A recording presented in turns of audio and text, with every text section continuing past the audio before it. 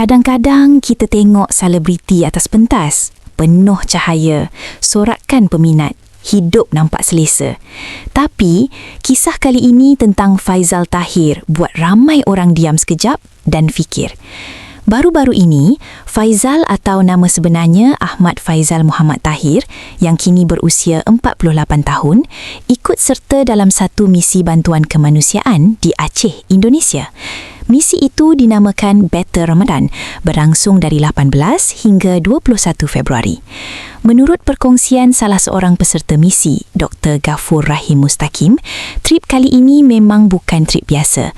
Mereka terpaksa bermalam di rumah mangsa banjir sebab lokasi misi jauh dari mana-mana penginapan.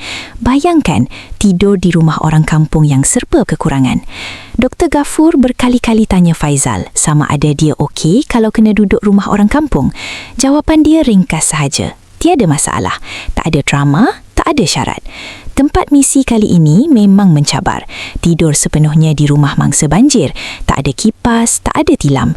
Tidur cuma beralas tentikar. Selimut pun tak ada. Tandas pun tak berapa sempurna. Malam pula penuh dengan nyamuk. Makan pun sekadar apa yang ada.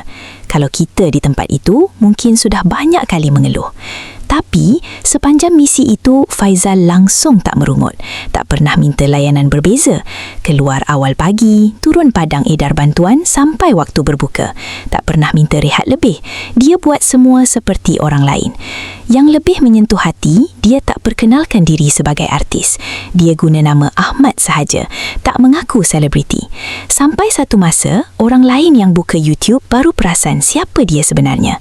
Bila ditanya kenapa tak nak orang tahu dia artis, jawapan dia cukup dalam. Dia tak mahu dilayan berbeza.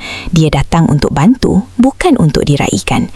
Sebagai pelantun lagu Sampai Syurga, mungkin ramai kenal suara dan wajahnya. Tapi dalam misi itu, dia cuma seorang insan biasa yang mahu meringankan beban orang lain. Kadang-kadang yang buat seseorang itu dihormati bukan sebab populariti, tapi sebab sikap rendah diri dan keikhlasan. Refleksi untuk kita semua. Kalau diberi peluang bantu orang dalam keadaan serba kekurangan, adakah kita sanggup lepaskan keselesaan atau kita masih pilih syarat dan layanan?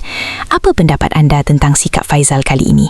Patutkah lebih ramai selebriti tampil dengan cara begini? Tinggalkan pandangan anda di ruangan komen. Terima kasih kerana menonton Chua Viral TV. Jangan lupa like, komen dan subscribe untuk terus dapatkan update terkini tentang dunia hiburan Malaysia. Jumpa lagi di video seterusnya. Stay tuned untuk lebih banyak kisah sensasi.